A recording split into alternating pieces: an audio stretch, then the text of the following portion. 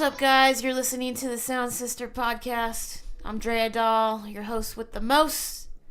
Here with the lovely... Introduce yourself. I'm Angela Rose Red. Gabby Chaos. And today we're going to have art mogul, badass Brian Burks. What's he in charge of? He runs the punk rock art community off of Facebook. In addition to his many pieces of artwork that he sells on the daily. So he's overall badass. There's over like 3K members on that Facebook community. It's so big he had to start a second one. So no way. Yeah, it's pretty awesome. It's a great forum where you see people just creating different kinds of art, and it's very positive, and you see people of all different mediums. So it's a badass thing that takes time to really run it, administer it, and just encourages people overall. I myself was a member for a lot of months and was chicken shit to even post anything. And on the sidelines, he was always encouraging me like, hey, put yourself out there, put your art out there. Yeah. Sure enough, he was the first one to like and encourage me once I finally did. So that's cool. Yeah, he's a real good advocate for those struggling artists, which we need. So punk rock art, does that just mean paintings, or can you post whatever you feel is punk rock about it? Oh, that's a good question. So I think it's whatever you feel is punk rock, art in general. So there's all kinds of mediums I've seen on there.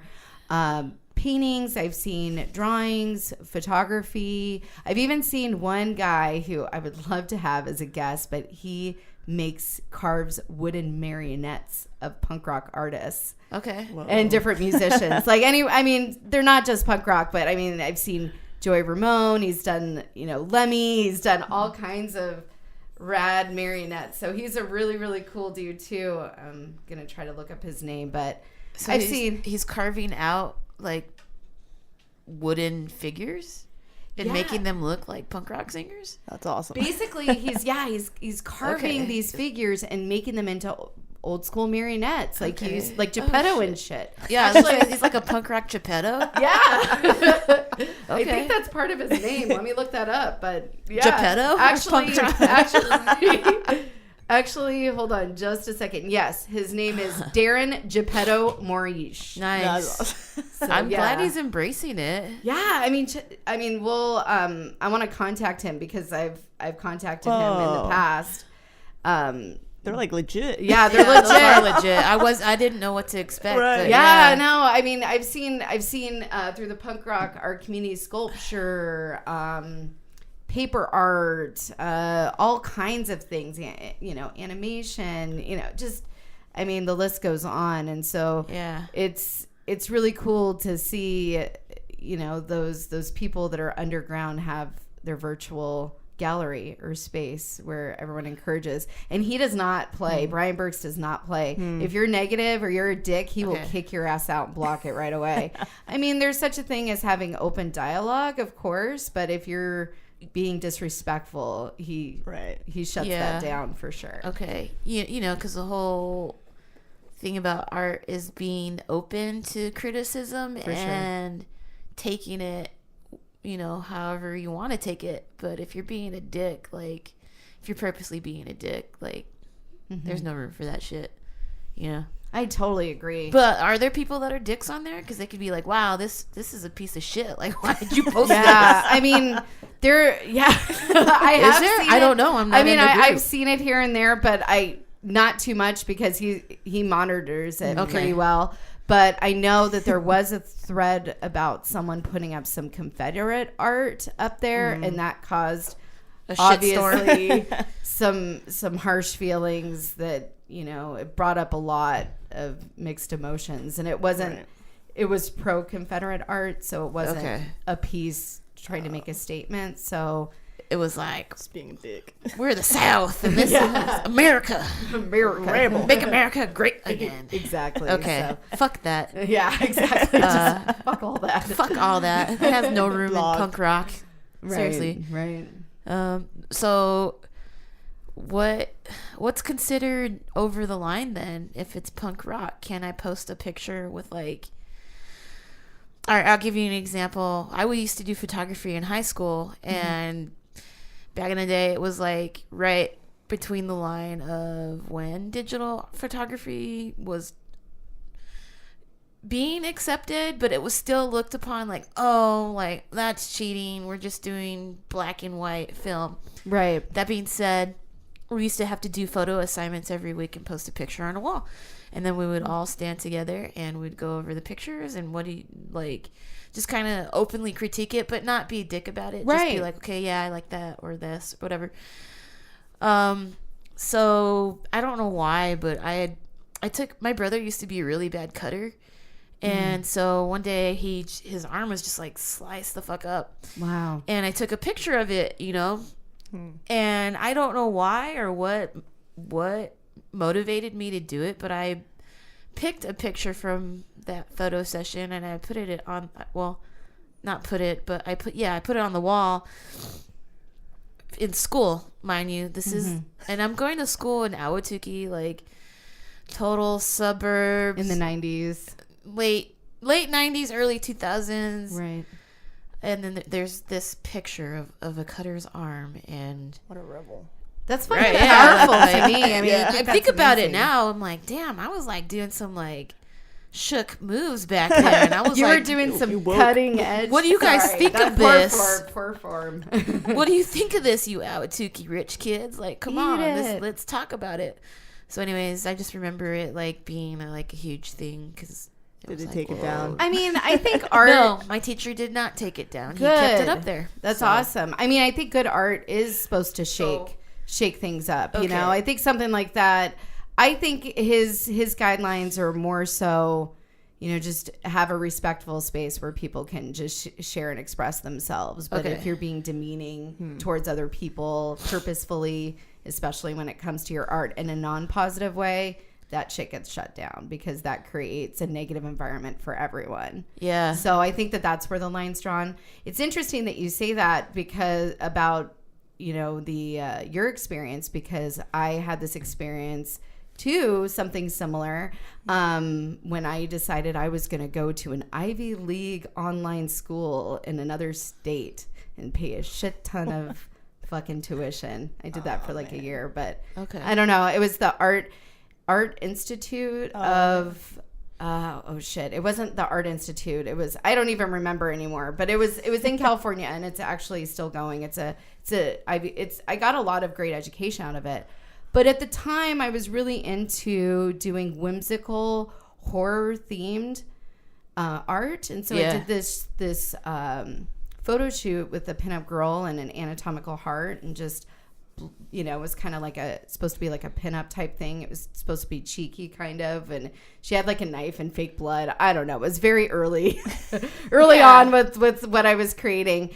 And the feedback I got was like, that's interesting, but creative. And I'm thinking, you're a fucking art school. Like, am I the first person to use fake blood? I mean, come on, Yeah. I mean, I'm looking back at it. The photos are shit now, but at the same time, she made me feel weird about trying to express myself because the whole theme was supposed to be like heartbreaker. I know, so lame, so lame. But it was, I had like I was exploring, and I think that's what it's supposed to be about. And I agree with you that art, it's important to have those consistent critiques because, I mean, even now I still every semester take a film photography class at Scottsdale Community College.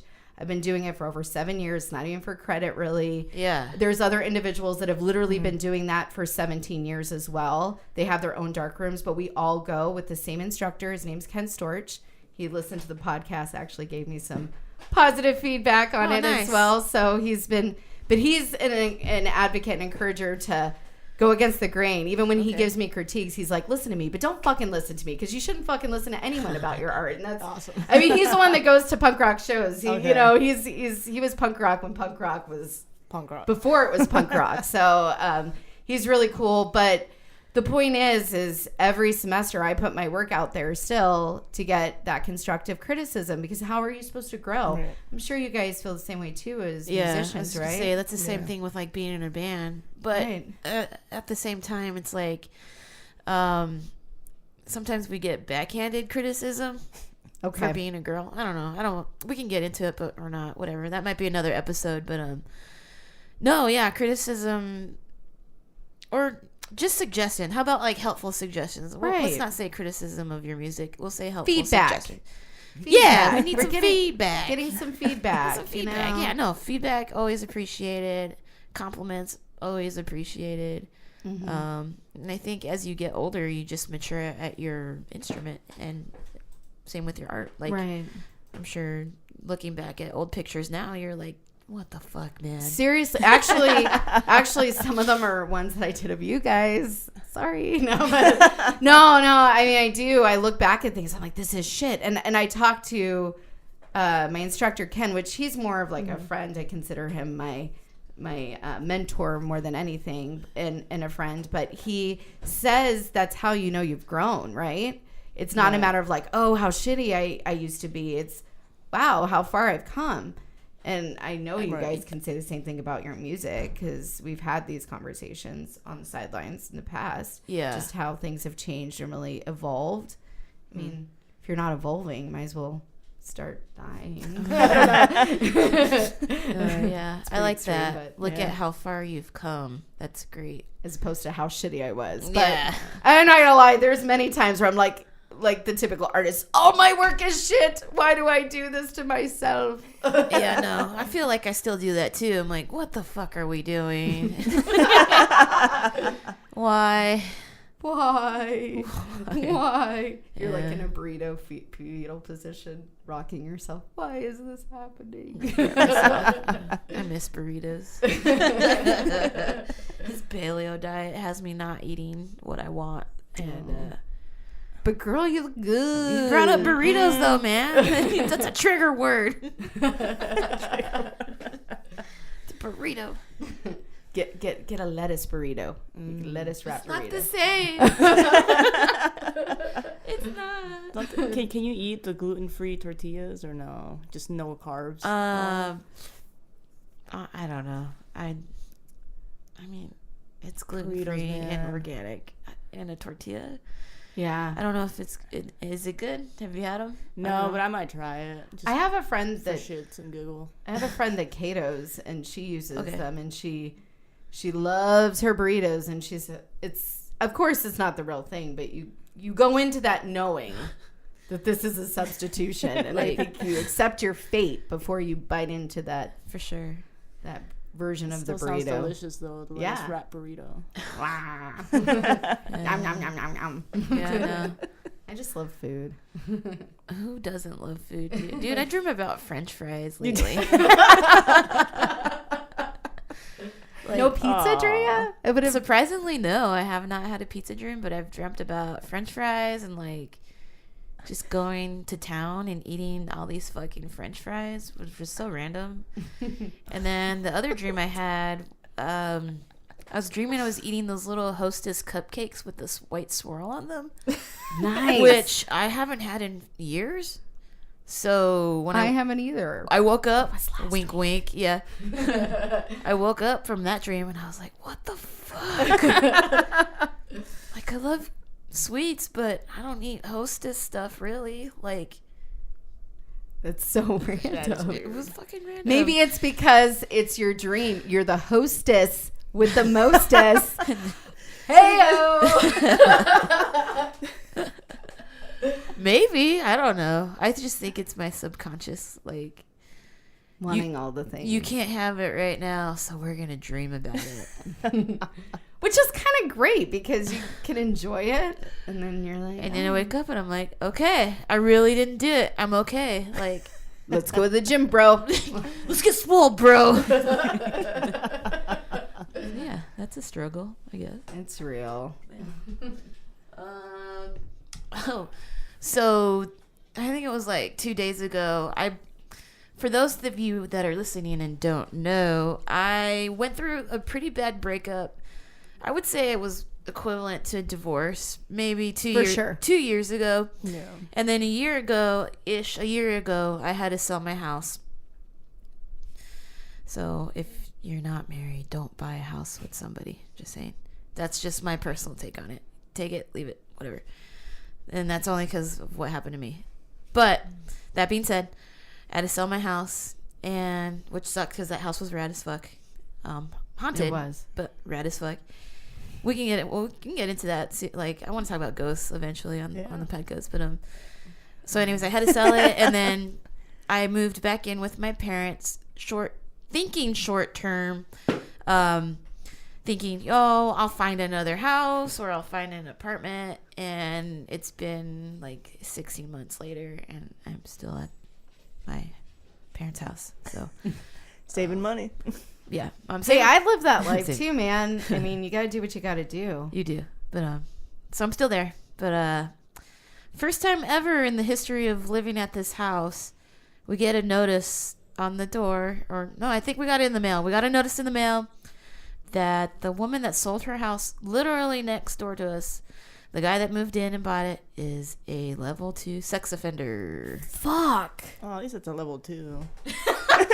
It's still a sex offender, though. I know, but I get those all the time. Like, from the coke dealer. It's just a level 2. Yeah, it's just a level 2. I mean, I have the coke dealer next door, and then at the end of the street, it's like a halfway house or something. So I get them on the mail all the time. And I'm the one that's living in Tempe, and you guys are the one. Yeah, I got a level 3 sex offender in the mail like this week. Damn. Okay. And like a this month. week? And the month before it was like a level 2. I'm like, level whatever. 2, Yeah. level 1, 2. All right.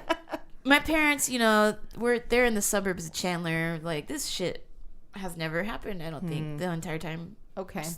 And the original owners of the house, they bought it in, I want to say 1988. Original owners, bought and paid for now. The woman that lived next door, original owners, sold it to go retire. The guy that bought it, sex offender. I had no idea. He completely, keeps to himself. I never see him. But I don't know how to feel about it, man. I don't know. Damn. See, it's really hard because, damn, it's a sex offender. I mean, that obviously brings up terrible feelings and anger. But I've also heard, can't you get a sex offender if you pee in public or something? Yeah, like. Not excusing anything. I'm not. What I'm did he not do? trying. Did it say like? It did say. Oh. Yeah. It said, okay. It said, okay. It said he attempted to sexually assault 2 juveniles that are relatives, female relatives. That's fucked. You're done. Juveniles. Yeah. Fuck that guy. That's not peeing in public. You don't get any sort of sympathy from me Right. at all. Yeah, I don't know. So it's just bringing up both a whole bunch of mixed emotions. Like, well, fuck that piece of shit next door. Right. So the whole neighborhood. He's 67. Oh. He's older. But still. It happened back in 2000. Oh, so he did time for it. It said this all on the notice. Oh, wow. I don't know. I just kind of feel bad for my parents, man. They were really pissed off about it. Yeah, I mean that's understandable, and that's not no excuse for any of that. But it's also hard because you think about, well, what if that person had reformed and they're sorry for what they've done, and because people can change and that kind of thing. But it's so hard for me and to move past that. Yeah. Still. Yeah. I mean, I know people can change. I'm not saying where does he live? Let me go with some pitchforks and some torches or whatever and burn the motherfucker down. Right. I'm not, but at the same time, I mean, I can understand why it's mixed emotions because there's part of you that's like, okay, well, maybe this person's changed and we should give them the benefit of the doubt. But then about 99.9% of you is like, oh, fuck you're a piece of shit. Yeah. Fuck that. So, wow. That's some rough stuff. Some drama going on in Chandler, you guys. So you went to a Mercury game, I saw. Oh, I did. On the social medias. On the social medias? Yeah, I did go. It was game 3. Game 3 and the had to win. This was, you have to win it or lose it all. And my seats were awesome. We were literally right behind the team. You could see the sweat. I could see the sweat and the muscle definition on their arm. Damn. So did they win? They fucking won. Nice. Yeah. I believe it's because you sat behind them. I was coaching them. It was because of me. I was telling them what to do. I'm like, no. Do this! No! It's so funny. I've known you for so many years, and I'm just now learning of this love of sports. I never knew. Well, here's the thing. I used to play basketball in high school, and honestly, the only Arizona team I root for is them because they actually win championships. Oh. Just saying. But no, it was a good time. Had fun. Game 4's Sunday. I don't think I'll be able to make it. If they lose, at least we tried. We made it to the semifinals. You made your effort by sitting behind them. And the last game I saw, they won. So if they lose, I'll be happy because I got to see them win. And I'll just wait till next season. So yeah. So yeah. Good stuff. Yeah. What about you? What's going on? Well, earlier this week, I actually spent the afternoon sorting through about 10 years worth of black and white film negatives and labeling them. And it felt fucking amazing. It was awesome. So I'm working on this new project. I don't want to go into too many details, but I realized as much as I love doing concert music photography and I love doing documentary work, I realized it's been a while since I've done any sort of fine art. Yeah. And so any sort of, I'm trying to play around with photo sculpturism and just different things. And in addition to, of course, doing all the things that I do, but I think that there was something a little bit missing. And so I'm really excited to work onto that. And it was interesting to look back at negatives because there's places that are no longer there that are in these negatives. There are people in these negatives that are no longer in this world. And so it's just amazing. Just bring back a ton of emotions for you. And again, it was that whole reflection oh, this is shit. And this was my favorite negative in the world. And I thought this was amazing. And this was going to be my next biggest thing. But I don't know. I think that I have yet to take my greatest photograph. And I think that I want to always think that. I want to always keep on growing and moving forward. And so that was really cool, though, just to spend some time and just create and not have any pressures or deadlines. It's been a long time, and I want to try to keep that momentum before I start back on my online classes for my bachelor's. So,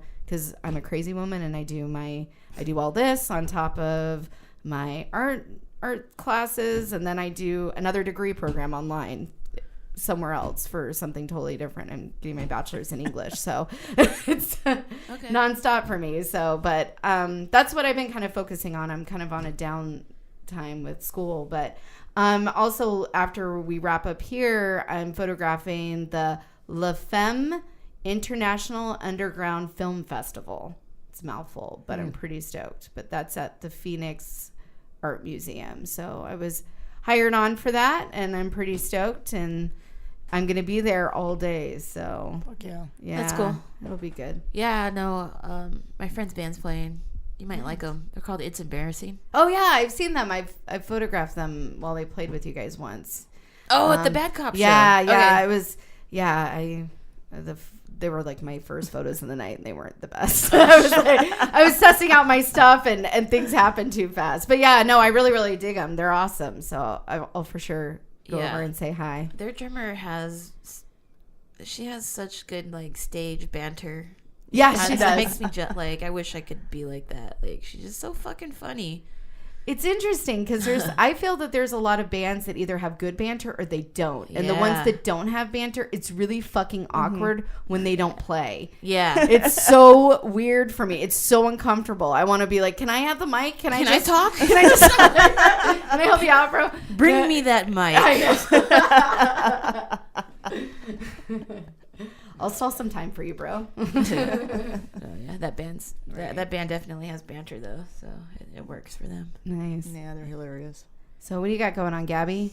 Finally taking a vacation after over a year now.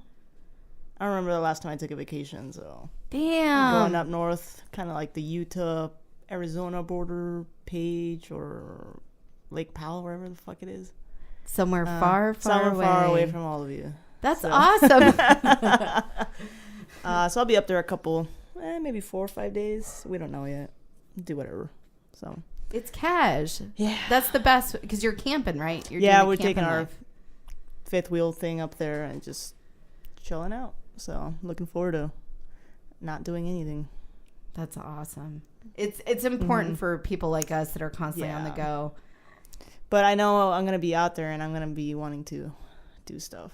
Yeah. That's another thing, is to be able to settle down and relax. I have the hardest. It's gonna be hard, but I got a couple books I have to finish reading, so it'll be nice to just. You read? You know. I'm kidding. I don't have the time.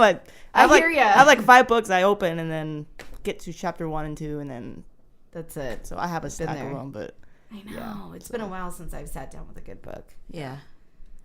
I don't know. Drea doesn't read. No, I'm kidding. I try to. Yeah. I think it keeps your mind woke. Yeah. Well, I need to, as someone that likes to write, or I need to keep reading. I just haven't had time. But my friend Joanna, she has this awesome thing that she does.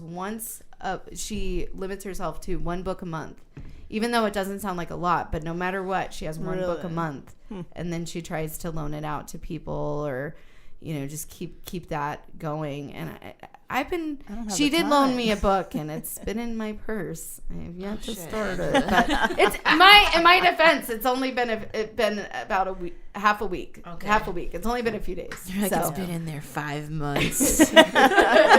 It's been 10,000 years. It's been 84 It's years. It's that Titanic thing. Yeah, with the old lady. It's been 84 years. Oh my gosh. That's how I'm going to feel like when I go to my pillow tonight.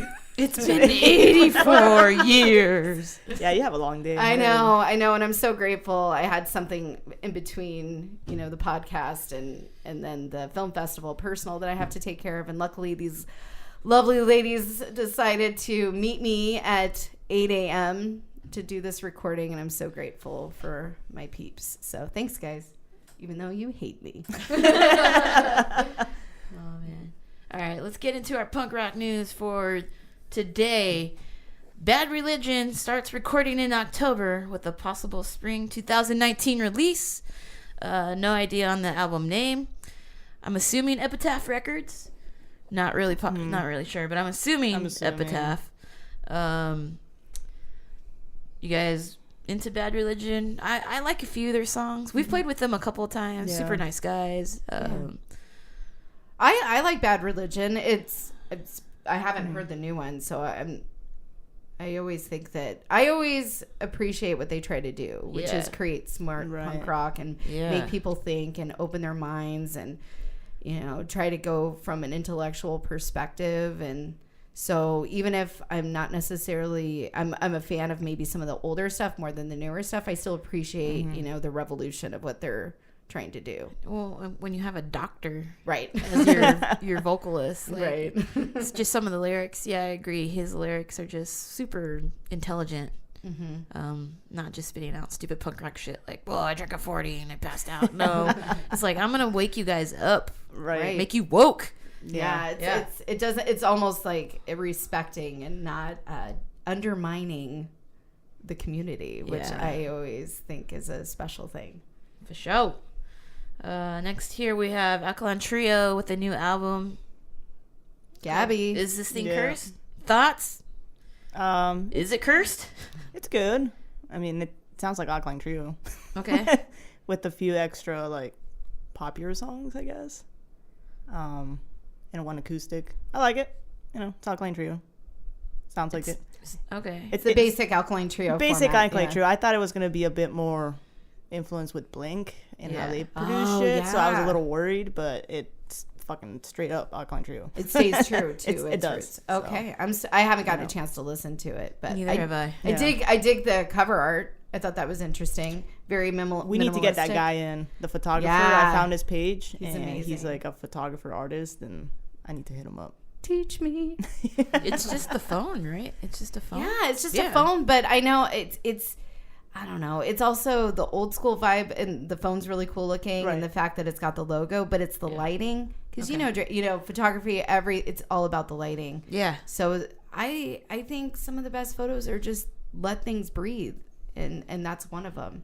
They're such an accomplished band, and I just thought it was so smart to use a simplistic Right. phone as their main image. Yeah. Because this is the best. They're trying to call you, tell you what their message is. That's what I got out of it. Okay, I dig that. Sniper 66 released a new album called Annihilator on Evacuate Records, so look for that.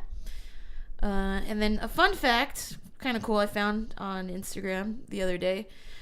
The Dazed and Confused soundtrack is finally being released on vinyl. It's purple and I think it's purple and like pinkish. Nice. Limited to only 1,300 copies, but it looks fucking cool, dude. I gotta get that. I do love that soundtrack. Yeah. All right. Yeah. All right. No, that's badass. I remember renting that movie, and again, another high school story. But I remember renting it when it first came out, and my parents said, "Okay, we'll let you rent." A DVD. And my parents, I love them. They're amazing, but they're definitely, conservative. They let me, do what I do, but they're definitely conservative. I kind of mix things up in the family. I'm the black sheep. Is that why you tell them not to listen? I love you, Mom, Dad. You're the best.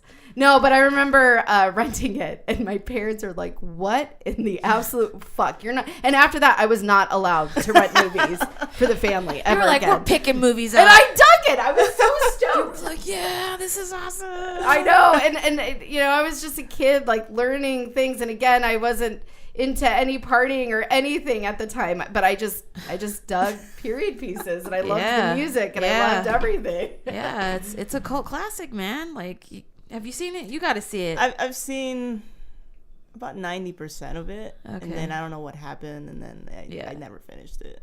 But yeah, no, I need to. it holds up. You can watch it today and be like, "Fuck yeah, Yeah, this is great." I just love the whole idea of a coming of age like kid, you know, that's just going through the whole transition, and it also shows the people who are about to leave high school and the next steps, and then it also shows the people who mentally never left, and also the sign of the times of what was going on back then. So I think it's definitely relatable, and it was an interesting way of making a teen movie that isn't a teen movie. Totally. So yeah, no, and I mean the cast. How many freaking stars are in that? I know. That weren't stars, They had some, right? Like, now some of them are bigger. Fucking Batman's in that movie. I know, right? Fucking Batman. Fucking Batman's in it. He plays the dick in the movie, but he's still in it. Like, my favorite. Air cool. raid. Yeah. So yeah, go pick that up. I think I'm gonna go get a copy. Like I said, it's first time ever released on vinyl. I fucking love collecting eclectic vinyl like that, so I'm definitely gonna put that in my collection. Nice. Up next, we're going to talk to Brian Burks. But right now, let's take a music break. And let's play one from the new Alkaline Trio album. Gabby, what are we going to listen to? This one's the acoustic track on the album called Crystalline. It's a very emotional, awesome acoustic song that is probably going to be people's next acoustic favorite. I fucking love it, so here it is.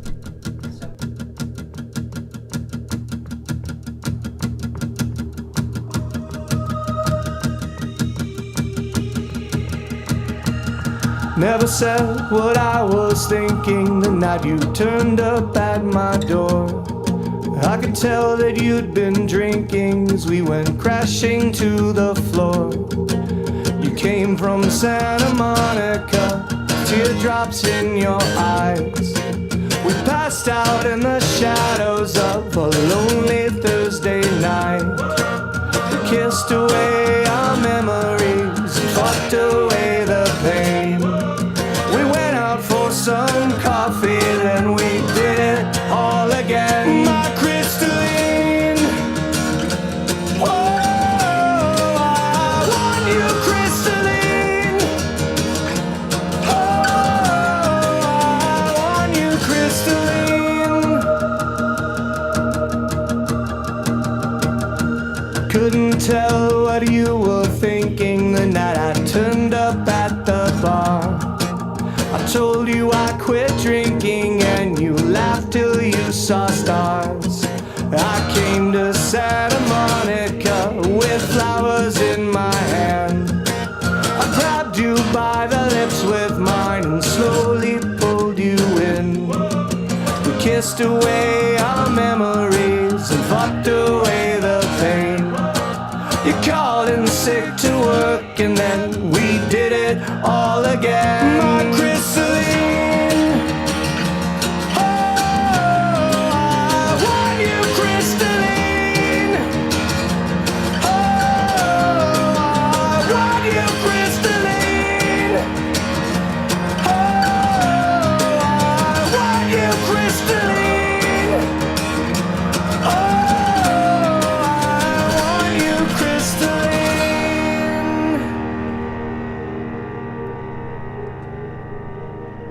All right, guys, it's my pleasure to introduce to you our main interview for this episode. It's Mr. Brian Burks. He's an artist of mixed media. He also runs the punk rock art community Facebook pages and just an all-around art badass. So let's welcome Brian. Yeah. Welcome. Woo! Brian, it's great to have you. Yeah, it's great to have you, man. So it's actually really cool to speak with you because I know I've collaborated with you before on art shows since you live in another state, but I've never actually talked to you. So this is kind of cool. Yeah, I've met a lot of people online that I feel like I know at this point, but then I've never actually met them in person. I'm sure that's a whole nother level, especially coming when you're communicating through art. You know, it's on probably a deeper level than just the hi, how's it going type conversations. Definitely. For sure. I have people, I do a lot of shows and people will come up to me all the time that have been following me on Facebook or we've been interacting for, months or years and they're finally in front of me and it's always a very strange experience. Ah, that's great. So where are we calling to? What state are you in? Where are you at? I am just outside of Birmingham, Alabama in a place called Pleasant Grove, a very small town, but about 20 minutes from the city. Very cool. You're from Arizona, aren't you? Yeah, I grew up in Arizona, and then when I was a teenager, I lived in the Globe, Miami area for quite a few years. Oh, okay. So do you got any fun stories about the Arizona punk scene back in the day growing up here? Well, when I was 14, my friend Richard Sandoval, pretty much I met him and a few other people, and there was maybe 7 people who were into punk rock in the whole area, and I managed to gravitate towards those people, and they took me to see NoFX at the Party Gardens in 1996 in Phoenix, and that was the first show I'd ever been to, and I was pretty much into punk rock after that. And the Globe Miami scene was very strange because there weren't any bands, so it was just a bunch of kids doing drugs and, getting in trouble and stuff. Nice. So punk rock kind of drove you away from a lot of that, or drove you into that? Well, yeah, it kind of, it all kind of went hand in hand for a while there, but there was always something more to it than just, getting in trouble and being in the middle of all the chaos and whatnot of the area. So NoFX is your first show. That's a hard one to follow. Yeah, I didn't actually see another show for quite a few years either because my son was born when I was 15. So I ended up getting a job and not seeing shows for quite some time. But it was during their Heavy Petting Zoo tour.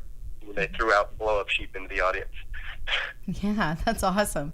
Well, and speaking about your kids a little bit, I know we're friends on social media, and it seems like you include your children in a lot of the artistic process. Are your kids artists or into that? Do they influence your work at all? My daughter, she does art with me sometimes. My son's not really into art as much. He's more of a MMA fighting outdoorsman kind of kid. He's 21 now. My daughter, she's 6, and she does art, but it's kind of like it comes and goes. She'll do it for a little while and get bored with it. So it sounds like they're.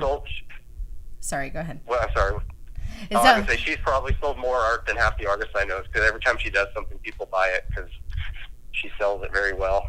Yeah, that's great. Well, it sounds like they're kind of being their own little punk rockers. He's like, "Fuck you, Dad. I'm gonna do XYZ. I'm at fighting, or I'm gonna do my own sort of artwork." So it sounds like they have their own voice in itself. So for sure, my daughter won't do anything that's not abstract. She just scoffs at it. She's like, "I do abstracts and that's it." She's like, "I don't do art like you." Ah, that's awesome. So why don't you tell me a little bit about your artistic style? My style is comic books meets punk rock meets, I don't know, it's kind of hard to describe for me, because when I look at all my stuff, there's quite a variety of it. But there's a lot of skulls, there's a lot of, you know, I guess, I started the punk rock art group because I couldn't think of a better name for what I was doing besides punk rock art. Nice. And so I guess that's how I describe it usually, because it's just kind of whatever I feel like doing at the time, whether it be something, you know, some flowers that somebody's grandma wants to buy or something really ugly and gross. Well, speaking of the punk rock art community, you have like over like 14,000 people or something. You now are onto your second punk rock art community. I mean, I remember trying to, the same thing. I was trying to find other individuals that were into non-mainstream artwork, and then bam, that community was there, and somehow you made me amongst all these people feel welcome. I mean, how has that grown so fast? Well, there were some other groups on Facebook that were like underground art groups and stuff, and there were a lot of rules, and they were very like rule oriented, and it seemed more about the people running the groups than the actual art, you know. And so I didn't really like that, so I was like, well, I'll just start one up. So the first thing I thought was just something simple, punk rock art, and nobody had taken it yet. And it was crazy because like the first day it just started growing super fast because the name is so simple, so it gets typed in a lot, I guess, in the search, you know, it pops up easily. Yeah. And so it took off more. I started a few different groups for different things on Facebook, and none of them ever took off quite like that one. Oh, that's rad. Yeah, you've definitely developed a great community there. So you've formulated a lot of relationships artistically just based on your connection through your Facebook page. Do you feel that your networking has expanded just simply from that? Or is it also just a combination? Do you feel that because you're so heavily on social media that it's really gotten your artwork out there? Or do you think it's more in person that people get to really know your art? I have been pretty much, I used just through social media, just through Facebook actually, not even Instagram. I had no luck with Instagram at first. But the first 2 years I was selling art, it was pretty much purely through Facebook.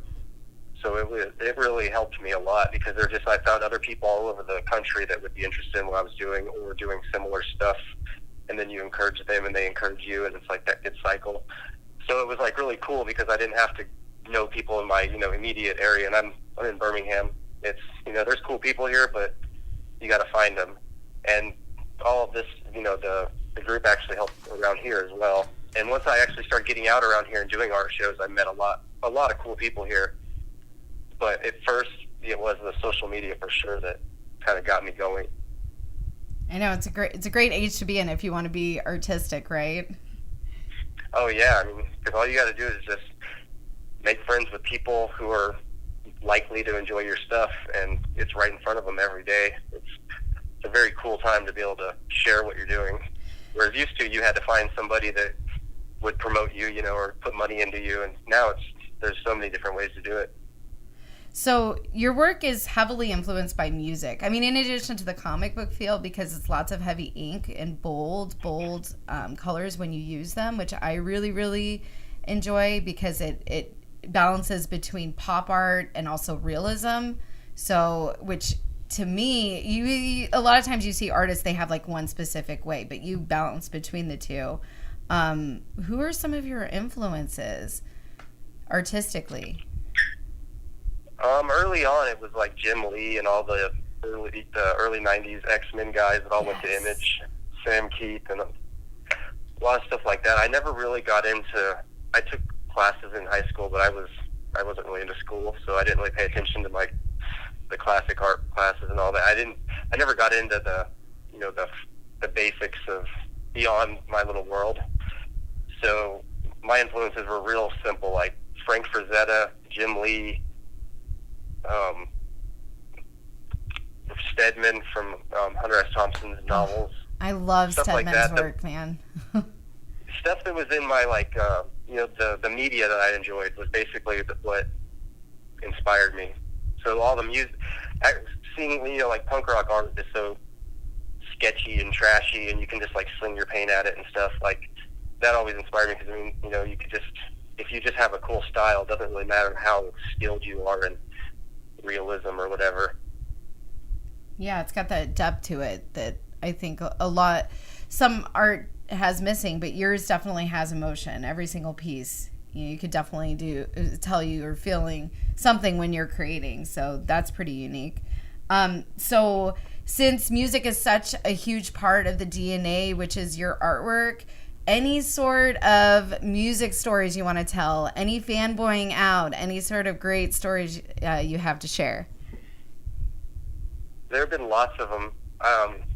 Random Conflict is a band that's been around since like the early 80s, a local hardcore band. I did their album cover this last year. There's a local horror punk band named the McRiots, and I did their album cover. And these are just bands I go and see and I like a lot. So to have my stuff and their stuff, connected, it's really awesome for me. I got Days and Days to play one of my shows last year, and that was really good. I'm a huge fan of theirs. So that was a really cool moment. And my daughter was able to go when she was 5 and stand on the side of the pit while Days and Days were playing. She was like laughing and giggling the whole time. It was a really cool night. That's awesome. But yeah, it was fun. There've been a lot of them. There's a local band called Skeptic who are like the best. They're just the most solid punk rock band. They're a great band, and they thanked me in one of their last album, and that to me, just that little thing was really, really cool.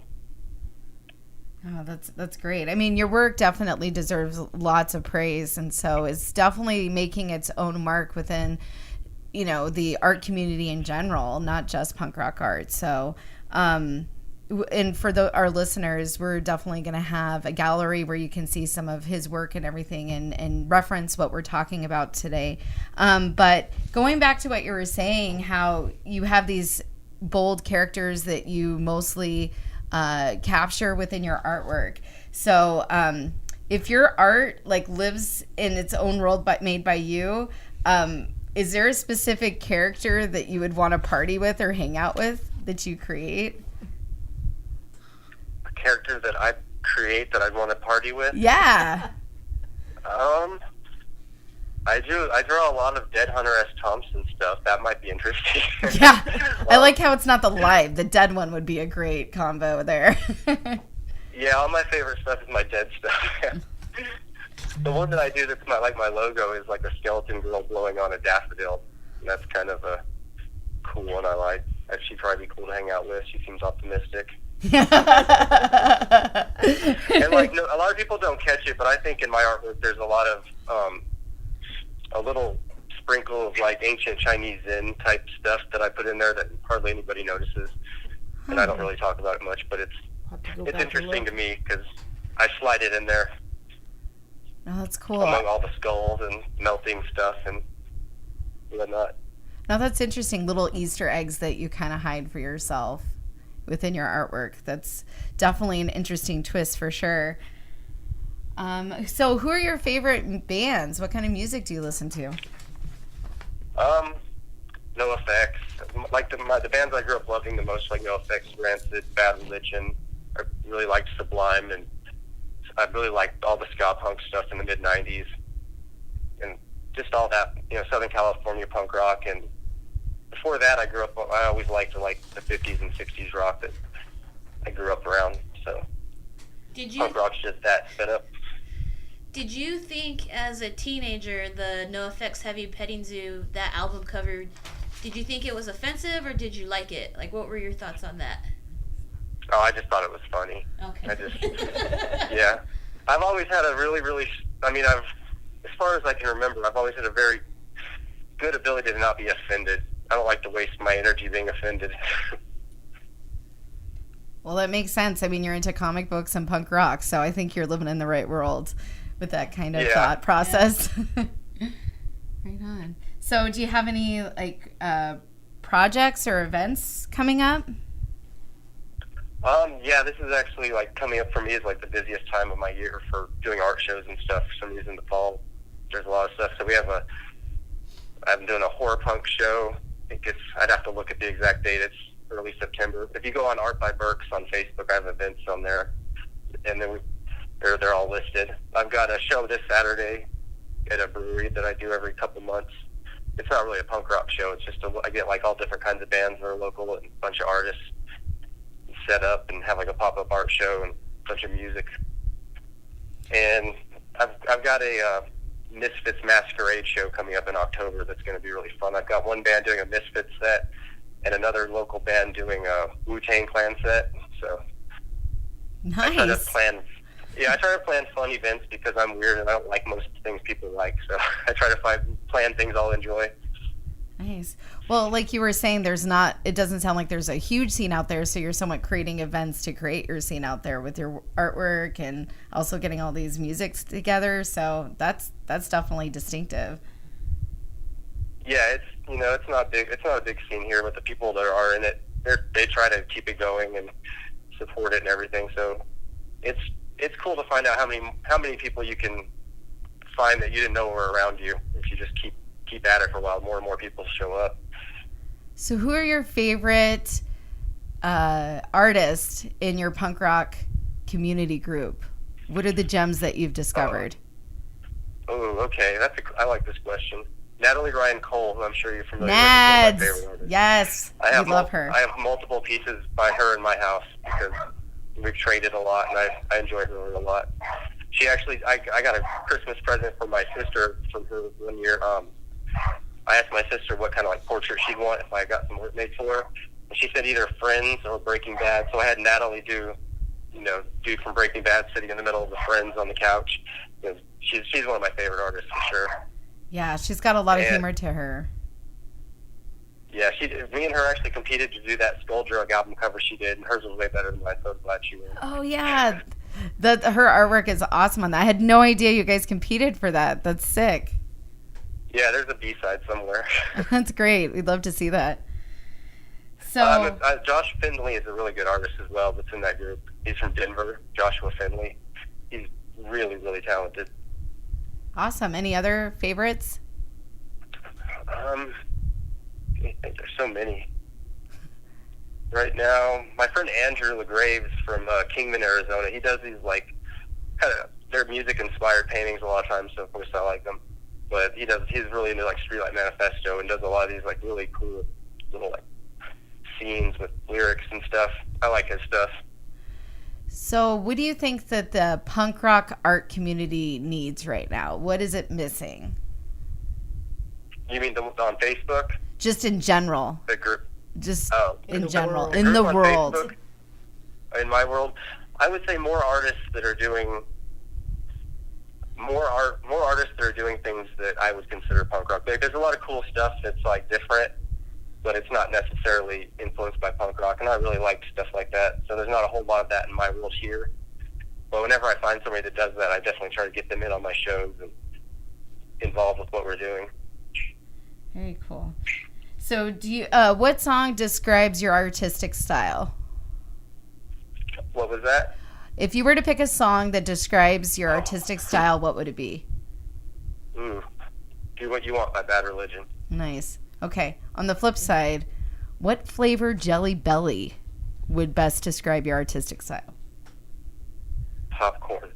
Nice. I like how you just know right away. I was thinking of questions and I was like, he's gonna get stuffed with this. No, that's legit. I do love the popcorn jelly bean the best though. It's straight up legit. Yeah, those are the best ones. They're very savory and nice. Do you do commission pieces for people? Yeah, I do a lot of commissions. So I usually have some sort of commission going. Okay. So how do people get to see your art? Where can we see your work at?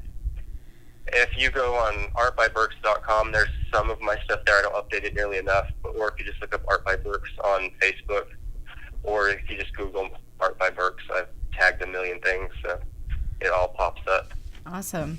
Well, I just want to say on behalf of all of those little introvert artists like myself, we really do appreciate everything you're doing with the punk rock art community, taking it to the next level, and also encouraging people because, on your Facebook community, the rules are simple. Don't be a dick, which is pretty straightforward. And so I know straight hand that you definitely try to create a space that's encouraging and it brings unity. So thanks for all you do. Oh, thank you. I appreciate that. The don't be a dick thing, that to me is just like anarchy. Just do what you want. Just don't be a dick. Or we have to get rid of you. Awesome. Very cool. All right. Well, we really, really appreciate you taking the time and calling in for this interview on Sound Sisters AZ. So, we definitely support you, and, I hope to have you on the show again. Thank you, guys. I appreciate it. Thanks. Thank you, Brian. Thanks, Brian.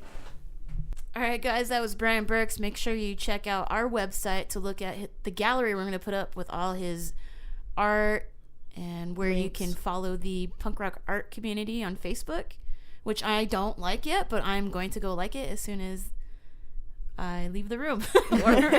You better join, because I've been seriously hunting down people for guests on them. There's so much talent out there that needs to be on display. So we're finding you, all you introvert artists. We're gonna make you talk to us. Yes. Yep. So don't forget to go onto our website, soundsistersaz.com, Instagram, Facebook, like it, share it, and keep listening to us. We appreciate you guys. Yeah. All right, I want to thank Brian Burks again for taking the time and speaking to us about his art revolution. And we're going to end this episode with his pick, which is Do What You Want by Bad Religion.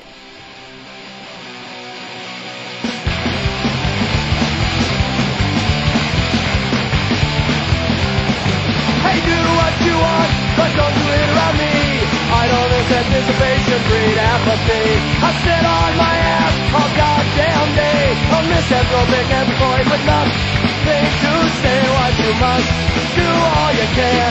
Break all the fucking rules and go to hell with Superman and die like a champion. Yeah, hey!